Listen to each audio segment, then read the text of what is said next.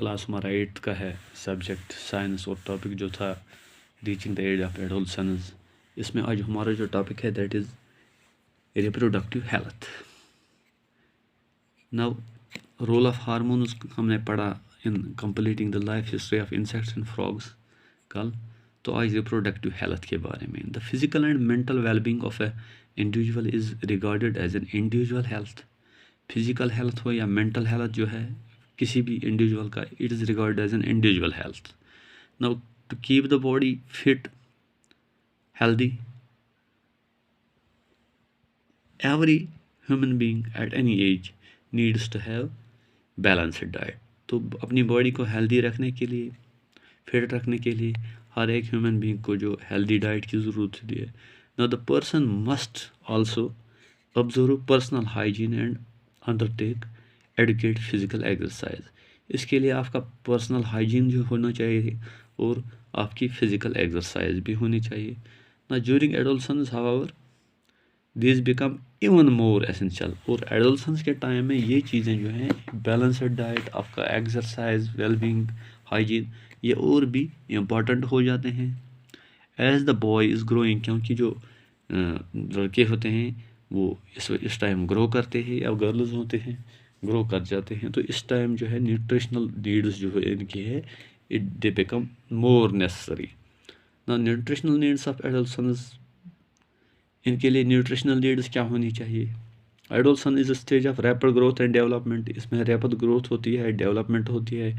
Hints the diet of an adolescent has to be carefully planned. इसलिए इसका जो diet है वो केयरफुली प्लान होना चाहिए। You have already learn what a balanced diet is. आपको पता है बैलेंस्ड डाइट, पढ़ा है आपने। That means it contains all the essential nutrients in equal amounts, that is balanced diet। Now balanced diet means the meals include proteins।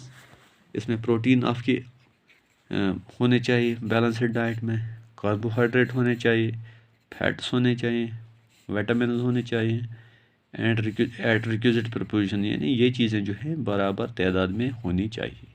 Now our vegetable is a balanced meal. Our vegetable और जो Indian meal of roti, rice है, दाल है, pulses है या vegetables है, it is balanced meal. Milk is balanced food in itself and fruits also provide nourishment for infants. Mother's milk provides all the nutrition. इसलिए infants के लिए मदर्स मिल्क जो है वो न्यूट्रिशन की जो ज़रूरियात हैं वो पूरा करते हैं दैट दे नीड। इसी तरह iron builds blood and iron rich food such as leafy vegetable जो है, जैगरी है, मीट है, साइट्रस है, इंडियन ग्रोसबेरी है, आंवला, they are good for adolescence. ये एडोलसेंस के लिए अच्छी ग़िज़ा है। तो what about fruits and vegetables which are provided protective foods. Chips, packed or tinned snacks, though very tasty, should never replace regular meals as they do not have adequate nutritional।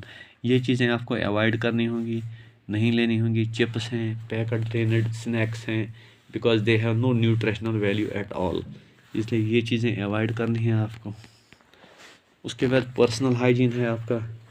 तो everyone should have a bath at least once every day।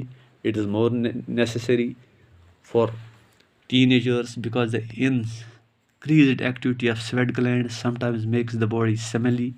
तो आपको bath लेना चाहिए at least every day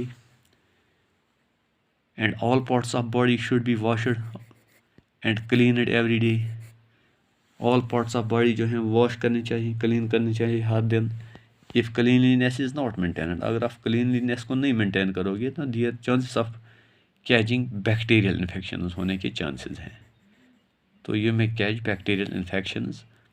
girls should take special care of cleanliness during the time of menstrual flow.